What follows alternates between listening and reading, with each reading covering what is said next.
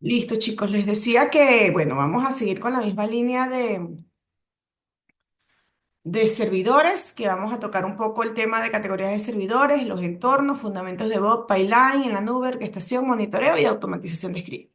Que hay temas que pueden ser un poco, que puedo insistir en temas, ¿no? Como volverlos a refrescar, casos del tipo de servidores y el pipeline y CID y tipos de prueba. Pero la idea es un poco que esos conceptos sean para nosotros totalmente naturales y los captemos apenas lo escuchemos. Entonces, ahora empecemos con lo de la categoría de servidores que hay que tomar en cuenta que hace la semana, el día lunes hablamos de tipos de servidores y eso incluía los de base de datos, hablamos un poco de seguridad. Bueno, los servidores igualmente son, como sabemos, el sistema informático diseñado para gestionar y proporcionar los recursos, los datos, los servicios, es la máquina física. Puede estar en la nube, puede estar de manera física. Su función principal es facilitar la comunicación al almacenamiento de información. Los servidores pueden tener diferentes propósitos, como los de base de datos, los de archivo, los de aplicaciones, que fue los que estudiamos un poco la vez pasada y vamos a refrescar el día de hoy. Cada tipo tiene funciones específicas, ¿no? Y en esas categorías también estos servidores lo importante es que se manejan a través de solicitudes HTTP, HTTPS. A nivel de seguridad, hablamos la clase pasada de lo que son los certificados. Un servidor de aplicación es el que me permite gestionar la ejecución y el despliegue de la aplicación. Nosotros podemos tener servidores de aplicación que solo se encarguen del despliegue que realmente es otra aplicación más, o la ejecución de una aplicación propia, como lo que son los proyectos que estamos desarrollando. También podemos tener servidores IC y D que se encarguen solo de hacer el despliegue automático y pruebas. Y además permiten acceder al software y servicios sin necesidad de instalación local, optimizando la eficiencia y el mantenimiento. Entonces, mi desarrollo es local, mi servidor puede estar en la nube, puede estar en un servidor físico, pero tiene unos niveles de seguridad diferentes a mi propio equipo, porque tiene información importante que puede incluir aplicaciones de diferente naturaleza. Ahora, en los servidores de base de datos también lo conversamos sobre que un servidor almacenamiento y gestiona los volúmenes de información y debe proporcionar un acceso seguro y eficiente de datos, permitiendo la integridad y la disponibilidad. Hablamos también de que los servidores pueden tener servidores de respaldo, ¿no? Como que en un servidor de backup, que en la nube, por ejemplo, nos ofrece, si se me cae un servicio, levanto el otro. Y que además también existen temas de monitoreo y error para este tipo de servidores. En nuestro caso, en proyecto, vamos a trabajar con un servidor MongoDB para almacenar los datos de facturas con sus modelos de documentos, para gestionar información de manera flexible, escalable y que nos facilite la consulta de análisis. Es un ejemplo de de ese tipo de servidor, de un servidor de base de datos y allí es relevante que en el caso de nosotros podríamos tenerlo en un contenedor diferente, que es lo que genera las buenas prácticas. Hemos conversado sobre eso. Las buenas prácticas de arquitectura indican que los servidores de bases de datos deberían estar por separado del de aplicación. Entonces, de acuerdo a la definición que ustedes hagan, podríamos tenerlo en un mismo contenedor o en diferentes contenedores. La buena práctica indica que si lo tenemos por separado es mejor. ¿Por qué? Porque al final de cuentas, incluso les comentaba en clases pasadas que a nivel de productivo muchas veces es por el servidor de aplicación a través de un túnel que se le llega al de base de datos. Entonces, el tenerlo expuesto en el mismo contenedor nos deja un huequito allí de seguridad. Entonces, lo ideal es tener siempre este servidor por separado y manejar sistemas de respaldo y backup. Ahora, otro tipo de servidor que también lo nombramos, incluso lo hemos nombrado cuando hablamos de servicios como la nube, como el que nos da un driver, o otros servicios que son PEAS,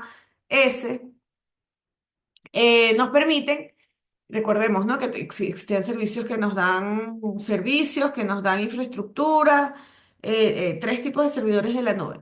Entonces, un servidor de archivos es el que nos permite el almacenamiento de gestión centralizada de documentos y facilita ese acceso compartido.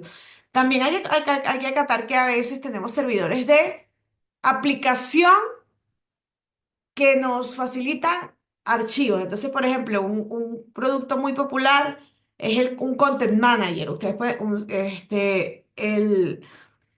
el administrador y gestionador de contenido, donde hay muchos archivos tipo foto, tipo documentos. Por ejemplo, para documentos legales suele mucho utilizarse de bibliotecas, suele mucho utilizarse lo que es un servidor de aplicación de contenido. Entonces, eso por debajo se traduce en un servidor de archivos, porque ese servidor, más que en lógica, base de datos, maneja documentos y archivos que luego facilitan el acceso rápido. Entonces, es importante entender que también se pueden combinar categorías de servidores. Ahora, un servidor web es el responsable de alojar y alojar y servir sitios y aplicaciones web, procesar las solicitudes HTTP, envía contenido de los navegadores, siendo cruciales para experiencia en línea. Hablamos de ese tipo de servidor, hablamos de que existen diferentes tipos de servidores web. Cuando haces un stop o un start de un servicio para poder entrarle por un URL, eso está contenido en un servidor web como puede ser Apache, como puede ser JBoss, como puede ser Tonka. Incluso existen servidores like que nos traen los IDE para hacer pruebas locales a nivel de desarrollo. Entonces, un servidor web siempre va a estar incluido dentro de nuestra arquitectura web cuando nosotros desarrollamos aplicaciones web. Para poder procesar estas solicitudes HTTP, incluso el servidor web, vimos en la clase pasada que es donde se configura los certificados a nivel de esa configuración para hacer un chat HTTPS de security. Tenemos servidores también de correo. Un servidor de correo gestiona y envía la sección de electrónicos, asegura la aplicación y el almacenamiento de estos de manera segura, siendo esenciales en la comunicación empresarial. Vale acotar que también puedes tener aplicaciones que se conecten con tus servidores de correo, el servidor web. Tienes un servidor de aplicación, que es donde tienes un servidor web, levantas tu servicio, HTTP, te conectas a un servidor de correo a través de cosas como el EDAP, que te garantiza la, la, lo que es el directorio de usuarios de mi empresa, y con ello reutilizo este servidor dentro de mi aplicación web. Entonces ahí es importante, y vuelvo a resaltarlo, la tipificación para poder entender que también podemos, dentro de mi aplicación web, usar este tipo de servidores como parte de la aplicación en una comunicación e integración. Los servidores locales implementan pipeline en servidores locales. Puede ser ventajoso para organizaciones que buscan mayor control sobre infraestructura. Utilizan herramientas como Jenkins o GitLab en entorno local. Permite personalizar el proceso de integración. Ok, entonces están los servidores en la nube y están los servidores físicos locales. En algunas empresas todavía se mantiene ese esquema, aunque hemos visto por qué las ventajas de la nube. Em, pero nos permite tener cierto control y evitar unos costos. Por ejemplo, no necesitas un dominio externo, no necesitas un hosting para almacenamiento, ¿sabes? Tienes un servidor aquí donde en mi propia LDAN, en mi red interna, configuro mi aplicación para verla. Y ahí tengo varios de los controles para poder utilizar integración continua. Entonces, eso es válido, todavía sigue siendo válido, y hay muchas empresas donde el físico es el de base de datos y es el que es el más delicado, ¿no?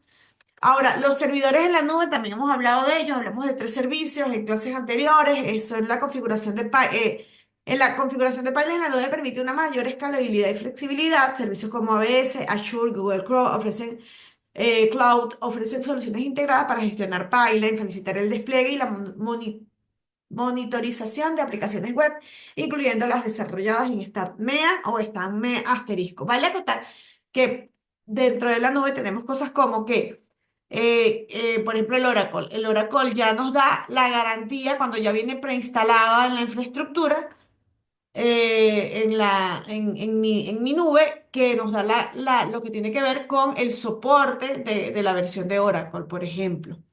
Además, también dan facilidades como, bueno, el balanceo de carga o el backup, que se cae un servidor y levanto otro con las mismas características, porque trabajan en procesos de respaldo que también incluyen los servicios. Hay otros servicios en la nube, como por ejemplo, yo puedo empezar un proyecto muy pequeñito y decir, bueno, voy a tener 50 usuarios, ese usuario crece, ese servicio crece muchísimo. Y entonces yo redimensiono la máquina que ya tenía y digamos, no es una migración manual como lo haría en un servidor local, sino que hay servicios de la nube, por ejemplo en AWS, que es con la que más he trabajado, nos permite hacer un cambio o switcheo de máquina con otras prestaciones o características. Esto lo he dicho en varias oportunidades, pero es importante que lo recalque porque nos puede servir como estrategia para diferentes proyectos. Ahora. Luego ahí tenemos los tipos de servidores, la categorización de servidores y dónde vamos a alojar nuestra aplicación. Tenemos que entender que igual vamos a necesitar un entorno de desarrollo donde la magia comienza. Los desarrolladores crean, prueban el código en su espacio controlado, para lo cual necesitan un IDE, ¿verdad? Necesitan un IDE para poder tener esa asistencia de ese entorno de mi desarrollo. Y en los entornos de desarrollo y pruebas, el desarrollo es el espacio donde los desarrolladores crean y prueban nuevas funcionalidades. Prueban y utilizan y se aseguran de que el código funcione como se espera. ¿Ok?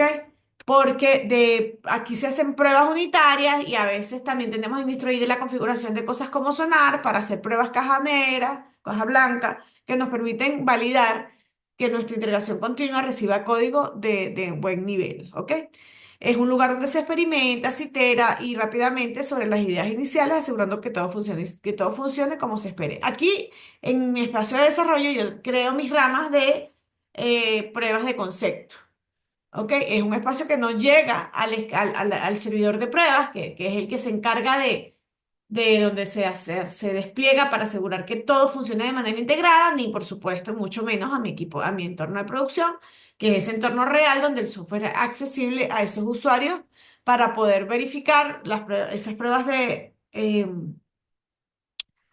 aceptación que identifican que mi línea de desarrollo cumplió con los requisitos esperados. Entonces, a diferencia del entorno de prueba, el entorno de desarrollo incluye IDE, incluye pruebas de código, mientras que en el entorno de prueba ya se asegura que el software funcione como se espera y esto viene encapsulado, podría venir encapsulado en un servidor físico, en un Docker. Digamos, aquí se realizan esas pruebas unitarias de integración y aceptación de una forma integrada. Es donde se identifican y corrigen los errores, garantizando la calidad de la aplicación desarrollada. Yo en mi entorno de prueba debería poder tener mis scripts propios, mis pipelines propios, que me permitan hacer la reejecución de las pruebas unitarias de manera integrada. Una rama, y ahí voy a asociarlo con lo que es la parte de Git y las políticas, una rama I don't know, de Jonathan, tiene el feature de conexión, pero entonces él tiene sus pruebas unitarias para eso, mientras que Maximiliano creó el módulo de Logout que tiene las pruebas unitarias para ello. Por allá Sofía creó el módulo funcional de Contáctenos que tiene las pruebas unitarias para ello. En el entorno de pruebas ya tengo la versión integrada, y ahí también es importante el manejo de versiones, la versión integrada de mi producto y ejecuto las pruebas unitarias para todo el kit de esa versión. Mientras que las de integración y aceptación pueden estar dándose un URL a mi cliente final para que verifique si sus requisitos están asociados a ello y la integración, bueno, el probador, el tester, el QA, tiene pruebas diseñadas que pueden ser de API, de módulos, de componentes, end-to-end, de comportamiento que va configurando en ese pipeline de pruebas para ejecutarlo en este entorno de prueba. Entonces ahí es donde se identifican y corrigen esos errores, garantizando la calidad de la aplicación desarrollada. Un entorno de prueba, eh, en un entorno de prueba se valida el software antes de su lanzamiento. Se realizan pruebas exhaustivas para asegurar que el producto cumple con todos los requisitos establecidos y funciona de manera correcta. Ahora, mientras que en el entorno de producción es donde el software se lanza al mundo de real. Aquí los usuarios interactúan con el producto, la gestión de entornos es crítica, ya que cualquier error puede afectar los usuarios finales y la reputación de la empresa. Es importante también entender que cuando nosotros hacemos pases a productivo, debemos tener un proceso de rollback. que nos garantice que si algo falla, podemos devolvernos al... Por eso el versionamiento es tan importante. Podemos devolvernos a la versión anterior estable, aunque la idea, por supuesto, es nunca romper el vidrio ante ese incendio, ¿ok? Entonces, todos tenemos claro estos tres conceptos, estamos refrescando los conceptos como tal, de que ya lo hemos visto en ATI 1, lo hemos paseado por ATI 2. ¿Hay dudas aquí? Manitos arriba, ¿todo ok?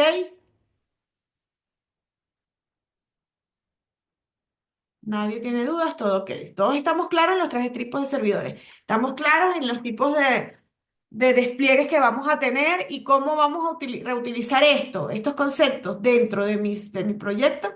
Es lo que me va a llevar a la práctica para entender mucho mejor la aplicación de estos conceptos.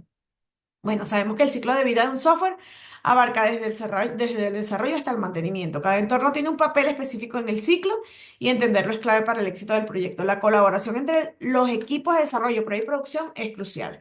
¿Quién se encarga de desarrollo? Desarrollar. ¿Quién se encarga de pruebas? El QA, Quality Assurance, diferentes tipos de pruebas. ¿Quién se encarga de producción? El DevOps. Pero también el DevOps tiene que ver con los diversos tipos de ambiente. Probablemente un poco el de desarrollo, porque se lo manejan más que todos los desarrolladores, pero sí con los de prueba, porque también se encarga de hacer monitoreo de todos los resultados de los reportes. Y hablamos entonces de nuevo que es un DevOps. Un DevOps es un conjunto de prácticas que une el desarrollo de software, la operación y TI. Son tres hitos, una santísima trinidad, pues diríamos aquí, en una metáfora, donde cada área trabaja en su parte, pero necesitan tener una comunicación bien clara, bien lograda, unos convenios que permitan que la colaboración entre el equipo de desarrollo de operaciones, una cultura que fomente la comunicación y la colaboración continua, herramientas de automatización e integración continua y entrega continua para que se facilite esos procesos de despliegue, de innovación y eficiencia dentro de mis proyectos. Los fundamentos de BEOP incluyen la automatización, la integración continua y la entrega continua. Esto es IC+D en la práctica, es decir, el perfil, el quien lo hace posible es un operador, un desarrollador, operaciones desarrollo, un desarrollador de operaciones, un especialista de IT. Pero esta es la práctica que permite que los equipos respondan a las necesidades de forma rápida, poniéndose al día con el mercado y los cambios en los entornos de desarrollo. ¿Cuál es la importancia de DevOps? Bueno, ahí está en reducir el tiempo de software de entrega, en mejorar la calidad del producto y esto se traduce en satisfacción al cliente. Tiene que ser ágil en la velocidad, debe reducir riesgo, debe ser una colaboración mejorada y continua dentro de ese proceso de DevOps. Por supuesto, requiere cultura colaborativa y eso lo vamos a estar viendo dentro de lo que es el proceso de ficheo que van a estar trabajando y también dentro del proceso de especialización de pruebas, donde cada uno va a tener un tipo de prueba diferente y se van a percatar de lo importante que es una buena comunicación abierta y de trabajo de equipo, esa cultura colaborativa para que el ambiente sea más positivo y productivo y se logren los objetivos. ¿Cuáles son las herramientas claves? Ya ustedes conocen Docker, no han trabajado con Jenkins, es mi objetivo que lo trabajen esta vez. Este es un equivalente a GitAction, Kubernetes. Puede que, bueno, vamos a ver si le llegamos a esto, que es un manejador de contenedores. Pero lo importante es que contamos con herramientas que nos ayudan a la automatización del proceso y la mejora de coherencia. Y no solo una, sino N herramientas que además, por ejemplo, en el caso de Docker, si es un software que no ha tenido competencia en el mercado, igual que lo es un Git para manejar nuestras ramas de desarrollo. Pero, por ejemplo, en Jenkins trabajamos con GitOption y podemos manejar el pipeline también allí. Entonces, también aquí vamos a poder entender cómo en diferentes herramientas podemos tener resultados similares, ¿no? Según lo que nos permita nuestro proyecto. Ahora, ¿cuál es el trabajo fundamental de un DevOps? Crear su pipeline, un pipeline para diferentes procesos de automatización, tanto de desarrollo como de despliegue. En un contexto web se utiliza para gestionar desde la codificación hasta la entrega continua y asegura un flujo continuo de calidad. Ahora, ¿qué herramientas? Vuelvo y repito, las de Gyapcho, las de Jenkins, las de Travel, pueden ser aprovechadas para optimizar el flujo de un producto como tal. Entonces, allí las características se deben aprovechar para poder automatizar y manejar mi IC y de integra continua, despliegue continuo. Y mis entregas, ¿no? Porque al final todo concluye en la entrega que voy a hacer a mi cliente final. Implementar un pipeline ofrece múltiples beneficios como la reducción de errores, mejora de colaboración entre equipos, despliegue más rápido de aplicaciones y estos aspectos son fundamentales para mantener la competitividad de desarrollo. Pero vale acotar, y en mi experiencia también que un pipeline es otro desarrollo, ¿no? Es una configuración específica que por dentro trae script, que trae la llamada a diferentes pruebas, armas como armas como un pool de acciones para hacer mi integración y mi despliegue continua basado en la calidad.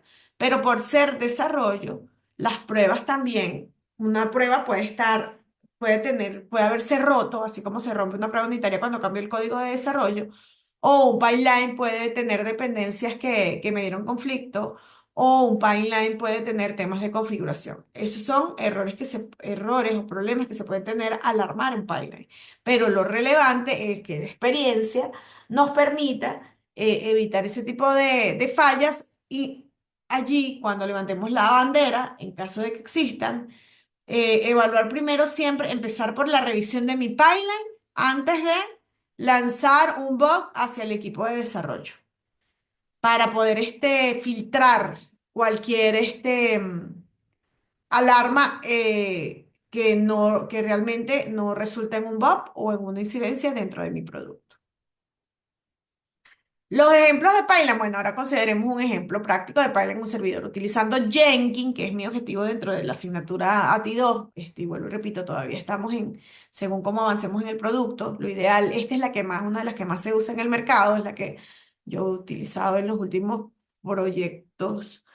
Bueno, aunque en Walmart utilizaban algunas herramientas que venían ya con la nube, con con Azure también, pero sobre todo en entornos Java, el Jenkins también se utiliza mucho. Y lo bueno del Jenkins es que tiene muchos plugins para trabajar con diversos software. Entonces se puede configurar el proceso que integra la codificación. También está integrado con Jira, por ejemplo, y con GitHub pueden ser integradas. Entonces nos permite integrar pruebas, display y aplicación de web resaltando los beneficios de un entorno recontrolado. ¿Cómo se ve esto en la vida real? Bueno, ¿cómo se ve para un proyecto, por ejemplo, MIA? Voy a trabajar con MIA porque Angular es uno de los frameworks más populares, digamos. En este caso, se utiliza un Jenkins con un servidor local. El pipeline DevOps puede configurar primero se instala, por supuesto, el Jenkins, y eso para eso necesitan descargar el Jenkins en el servidor bueno, o en la máquina donde van a hacer la configuración como tal, acceden a través de la web, al igual que, por ejemplo, como instalan algún Docker, como instalan una versión de,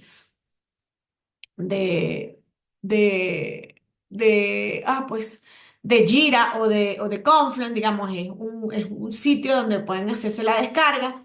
Luego utilizan el GitHub como un repositorio local, crean un nuevo job de Jenkins, en el panel de Jenkins crean un nuevo proyecto que es tipo pipeline, configuran la fuente y definen los steps del pipeline. Así como se hace de forma muy similar a como lo hicieron con el Git Action, que tienen el acceso a través del GitHub y en la pantalla de Git Action crearon un script con el pipeline para definir los pasos de ello. Entonces allí, por ejemplo, crearían la instalación de las dependencias, la compilación de Angular, la ejecución de pruebas y el despliegue.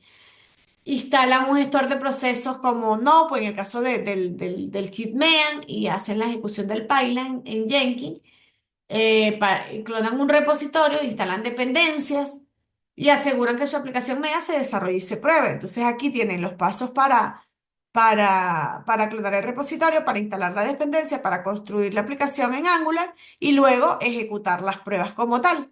Para que resume al final una serie de pasos que vamos construyendo donde probemos primero tener solamente, y esto lo resalto porque forma parte de los entregables de proyecto, donde inicialmente podemos tener solo el entorno o solo las pruebas, además de, por ejemplo, si necesitamos instalar un JMeter, eso ya lo debería, mi contenedor ya lo debería poseer, y yo luego hago el ejecutar de las pruebas y el desplegar de la aplicación en un servidor local o un servidor en la nube para poder luego ver mis reportes de resultados. Entonces, ¿y qué vamos haciendo? Si se crea una nueva prueba, se alimenta la nueva prueba.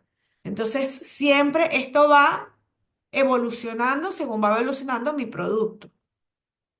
Entonces, un pipeline es una tubería donde va pasando cada uno de los elementos de mi aplicación en el orden que sea necesario para que ejecute de manera práctica.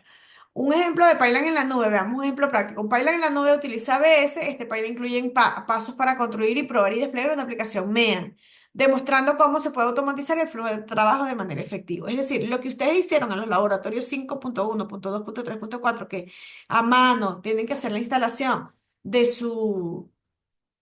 de sus componentes, Mongo, Express Node, y el framework que les correspondió, que podía ser Vue, Angular o React, el pipeline me lleva a esos pasos automatizados para yo poder montar un contenedor. ¿Ok? Y bueno, y como tal, en este caso, con ABS CLI, un proyecto MEAN, MongoDB, Express Angular Node en ABS. Tenemos que tener el primer paso, el repositorio de código, el segundo paso, la integración continua, que significa utilizas ABS Code Builder para compilar y probar la aplicación, instalando las dependencias de Node, Mongo y Angular CLI. Despliegue continuo que se puede configurar con ABS utilizando el código de Python, donde debes conectar tu source, tu build y tu deploy, tu build de producción. Y con Elastic, que también lo vimos como una herramienta de monitoreo en la clase pasada, se lleva el monitoreo del mantenimiento, que podrías utilizar ABS Cloud Wash para monitorear el mantenimiento, y el pipeline asegura que toda la aplicación se desarrolle, se pruebe, se despliegue y se haga todo lo que tiene que ver con el monitoreo. Entonces, fíjense cómo esto estaba dentro de cuando hicimos la práctica de laboratorio 5, hicimos la creación de microservicios utilizando la nube o alguna referencia a un API utilizando la nube. Y fíjense que la sintaxis es más o menos similar. Utilizamos JSON y el pipeline tiene un título, un nombre, un rol, unos artefactos y unos stage que son como unos escenarios donde allí vamos estableciendo ciertos atributos de configuración. Y además, incluso, si mal no recuerdo, en la nube tenemos interfaces web que nos permiten armar pipeline con lo que ellos llaman artefactos que ya son como stage preconfigurados. Y entonces, por ejemplo, instalar Oracle. Entonces tú seleccionas el instalar Oracle. Y luego, así como uno cuando trabaja con inteligencia artificial, que le dice, bueno, créame un método que haga esto y buscas el código y luego lo resuelves, le haces el QA para ver si funciona y lo arreglas, lo mismo sucede cuando generamos ese tipo utilizando plantillas para generar los pasos de un proceso de integración continua y despliegue en la nube con un pipeline específico. ¿Ok? ¿Se comprende hasta aquí el espíritu de esto? Y los diferentes métodos, igual, cada vez que vamos a entrar con un nuevo software y cada vez que hay plantillas que nos pueden ayudar, pero siempre hay que personalizarlas según nuestro proyecto. ¿Ok? Por aquí sí estamos claros. ¿Qué son los principios de orquestación? Puedo tener N entornos. Entonces, ¿qué necesitamos para poder trabajar entre entornos? Orquestar entornos implica ciertos principios: colaboración, comunicación, adaptabilidad. Esto es esencial para crear un ambiente donde los equipos puedan fluir y trabajar en sinergia y lograr objetivos. ¿Qué significa esto? Bueno, puedo tener, como vimos, diferentes servidores separados en contenedores, en servidores físicos, en la nube. Puedo tener combinaciones. Wow, dependiendo de tu proyecto y tus necesidades y presupuesto, puedes tener, por ejemplo, ahorita tengo un caso, estoy trabajando en un soporte donde tienen un servidor de físico de Oracle, una versión muy vieja, en el sistema y, y se quiere montar las aplicaciones web con nueva tecnología en la nube, pero ese servidor debe ver a ese servidor todavía que es físico para poder integrarlo. Entonces, ese es un ejemplo. Puede ser que dentro del servicio que nosotros vamos a desarrollar en la nube, tengamos microservicios. Entonces, tengamos el módulo de seguridad por un lado en un contenedor aparte versus el módulo de contáctenos en otra parte, y hablo de los conceptos que ustedes están manejando para proyectos, y mi módulo de negocios además esté dividido en varios. Por ejemplo, en el caso de ontología, tengo la parte de citas en un contenedor, que además vea esa base de datos, pero también vea al microservicio de seguridad y además tengo otro servicio que es el de diagnósticos que tengo también tiene que ver a los doctores de la clínica. Entonces, fíjense, ahí puedo tener una combinación en diferentes componentes y eso es lo que van a definir ustedes la semana que viene en la arquitectura que debe estar bien armada y que debe orquestarse. Eso se le denomina o también es conocido popularmente como la sinfonía digital definida. La sinfonía es la armonización de los procesos y herramientas en un equipo tecnológico. Este enfoque permite una sincronización perfecta entre el desarrollo y operaciones, mejorando la eficiencia y la calidad y la entrega del producto. Mi proyecto debe ser como un concierto donde un orquestador como un maestro como Dudamel va y dice vengan y suenen el viento, el aire y los diferentes elementos de mi sistema tecnológico para que puedan estar integrados y operativos de manera armónica.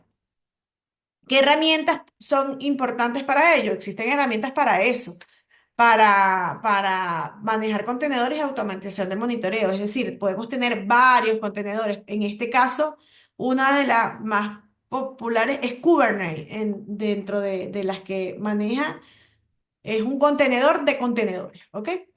¿Qué es el monitoreo por su parte? El monitoreo se refiere a la práctica de supervisar y el rendimiento y el estado de los sistemas. Vimos el monitoreo de aplicación, vimos el monitoreo de base de datos, vimos el monitoreo de desarrollo como tal, los logs de mi aplicación, pero también el DevOps tiene que tener el monitoreo de sus servidores, el monitoreo que permite la detección temprana de problemas. De hecho, mencionamos algunos ejemplos como cuando el servidor se me queda sin memoria o se me queda sin disco, cuando en base a ello ejecutamos un balanceo de carga de manera automática.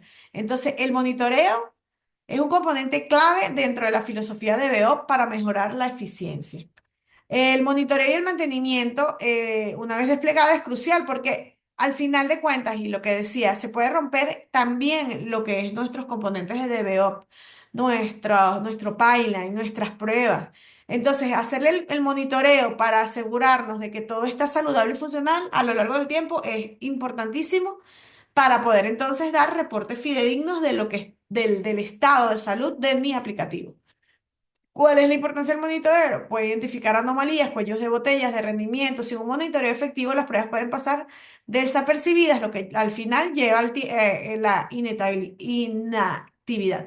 ¿De qué sirve tener el mejor monitoreo, los mejores reportes? Ese reporte que me dice en rojo cuando llevo un 80% de mi consumo de memoria, o de mi consumo de disco, o el que me dice, wow, tengo un warning porque se están tardando los usuarios 3 minutos de entrar a un sistema, si no, los reviso, los evalúo, los uso como parte de mi retrospectiva para alimentar mi backlog y hacer mejoras a mi producto. Nada tendría sentido todo este trabajo si no se logra una completa sinergia entre todos los procesos para que se vuelva un círculo, un ciclo en el cual estamos en mejora continua de mi producto.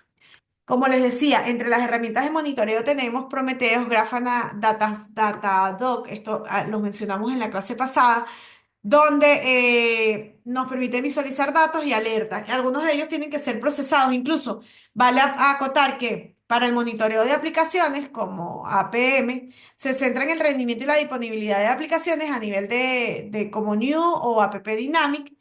Permiten los equipos el rastreo de rendimiento y problemas y afecten a los usuarios finales, pero tiene que ver es eso, tiene que ver con la experiencia final del usuario. Entonces, vimos que tenemos herramientas para monitorear aplicaciones y para monitorear infraestructura, que son servidores físicos que también nos ayudan a supervisar que las redes y otros recursos estén bien con herramientas como Nagios o Zabbix. Em, Cada capa es importante. Ahora, hay que acotar que en algún momento, cuando nosotros hacemos los logs de nuestras aplicaciones, herramientas como Elastic nos permiten analizar nuestros logs. Es decir, muchas veces nuestras aplicaciones web tienen que generar los logs para poder tener estadísticas y generar dashboards que nos permitan entender la salud. No solo tiene que ver con la infraestructura de mi servidor y de mi memoria, también tiene que ver con cómo lo correlaciono con mi aplicativo. ¿Ok? Y para ello poder entonces luego generar las alertas y las notificaciones donde notificamos al equipo sobre los problemas y para ello utilizan herramientas como Slack, como PagerDuty para recibir notificaciones o correos, email, SMS. Digamos, yo he trabajado con diversos métodos de alertas y notificaciones que son válidos, que además también debemos filtrar los logs de alguna forma, porque cuando los logs me generan alertas de manera masiva, de cosas que no son críticas, y por eso también es importante la categorización, como lo vimos en los BOP, también es importante la categorización en los monitoreos de criticidad, problemas leves, problemas altos. Si nosotros bombardeamos a los encargados o responsables de resolver incidentes con notificaciones alertas en su celular, por ejemplo, de temas que no son relevantes para el funcionamiento de mi operatividad, de mi sistema, llega un momento en que lo empezamos a ignorar, ¿no? Los mandamos casi que spam y no nos funciona. Entonces hay que ser bien inteligentes, bien críticos y bien armar estas categorizaciones de una manera que nos sean útiles. Luego de ello, tenemos las métricas. Al identificar y rastrear, tenemos métricas claves que es vital para el monitoreo, tiempos de respuesta, disponibilidad, uso de recursos. Fíjense que estas métricas van más en torno a mi aplicación. Y mi aplicación es la que genera la información para que las otras herramientas hagan el análisis. Primero muestren los datos y luego hagamos el análisis en respecto a ello. Estas métricas ofrecen una visión clásica y clara de rendimiento. Cosas como he dicho, por ejemplo, tiempo en que se tarda una página en cargar. Solo lo puedo saber si tengo un monitoreo a través de mi servidor web a nivel de los requests o a nivel de mi aplicación generando la entrada-salida de ciertos servicios o de mis endpoints. Todos esos recursos o disponibilidad, bueno, cuántas veces se me cae el servidor, todas esas métricas son las que me ayudan a resolver. Ahora, una cultura de monitoreo dentro del equipo es esencial. No es que, bueno, llegaron 1000 mensajes y no leo ninguno, no es que debemos estar todos involucrados en el proceso de monitoreo y ser conscientes de la observabilidad de esas alertas. Debemos trabajar y mejorar en el equipo y ser resilientes en la respuesta de los incidentes. Vale contar también que como es notorio, el ODBOP, el IC, el ID están totalmente correlacionados con la automatización. La automatización reduce el error humano, pero está hecho por humanos. Acelera el proceso de desarrollo, pero también debemos ser conscientes de cuáles son las fases de monitoreo y la evaluación de cada uno para poder hacer la evaluación continua que nos permita mejorar. Implementar scripts automatizados permite a los usuarios centralizarse en las estrategias en las tareas más estratégicas, aunque debamos estar constante haciéndole un monitoreo y evaluando que esto funcione en momentos de cambio. Al final de cuentas, las estrategias de un equipo de scripts automatizados se vuelven cada vez más estables en base a que cada uno de los componentes esté funcionando de manera adecuada y la experiencia nos va a ayudar con eso.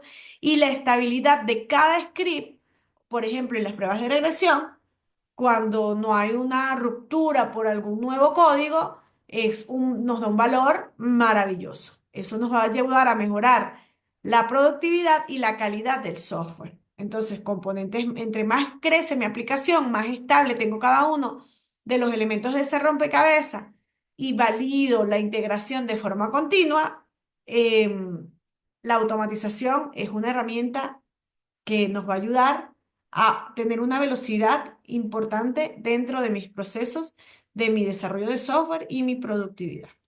Ahora, ¿qué son los scripts en DevOps, no? Los scripts son herramientas poderosas que permiten el desarrollo, la operación y la automatización de tareas repetitivas. Los DevOps terminan siendo así como un multitasking en el sentido de que pueden desarrollar un script con Unix o pueden desarrollar un script con PL/SQL o pueden desarrollar algo propio del sistema operativo, desarrollan un programita en Java, digamos, terminan siendo como que arman muchos scripts pequeños para hacer este pipeline e implementar desde la implementación hasta la monitorización. Pueden simplificar esos procesos y mejorar la eficiencia, pero un DevOps a nivel de rol de la gente de infraestructura debe tener un conocimiento amplio sobre lo que son los scripts con diferentes herramientas. Ahora, las herramientas de automatización. Hablamos de Jenkins para montar el pipeline. Hablamos de Docker para tener un contenedor que nos aísle los componentes técnicos de un grupo. Hablamos de Accessive en la versión anterior con todo lo que tiene que ver con la configuración. Esas herramientas de ese ecosistema de DevOps son herramientas que nos van a ayudar a trabajar en la integración continua y la integra continua y facilitan el flujo de trabajo de manera más ágil y eficiente. Entonces, eh, como vemos, es una combinación de herramientas y debemos tener claro en qué lugar está la frontera de cada una y para qué sirve cada una. Ahora, ¿cómo la integramos con los scripts? Bueno, en un flujo de trabajo de BEOP es esencial y permite esa orquestación de tareas y coordinación entre los equipos. Asegura que todos los procesos se realicen de manera fluida y eficiente. ¿Cuáles son esos beneficios al final de esa automatización? De utilizar cada uno de esos componentes, esos scripts, de combinar, de separar. Implementar la automatización trae múltiples beneficios. Nos reduce costo, nos reduce velocidad en las entregas, nos reduce la mejora de calidad. Y además hay una curva. Al final de cuentas, la primera curva de aprendizaje es elevada. Cuando creamos en sí la maqueta de los pipelines, cuando empezamos a hacer la instalación de los software con que vamos a trabajar, esa parte es elevada a nivel de la demanda de los recursos. Pero cuando ya empezamos a montar script por script de cada componente, esa curva va bajando y es más rápido cada vez como yo voy integrando nuevas pruebas, por ejemplo, pruebas unitarias o pruebas end-to-end o pruebas de interfaz o de API. Y cada vez va a ser más sencillo ir integrándolo y vamos a ir viendo con mayor claridad los beneficios de la automatización. En conclusión, en conclusión. La clasificación de servidores y características son fundamentales para elegir la solución adecuada en un entorno empresarial. Y aquí es relevante dentro de mi proyecto que podamos entonces identificar una buena arquitectura en base a mi stack tecnológico y cada uno de los elementos que no solo incluyen los servidores asociados a mi aplicación, sino los o los servicios asociados a mis pruebas. Hay que comprender estos aspectos para mejorar mi gestión de recursos y una mayor eficiencia operativa.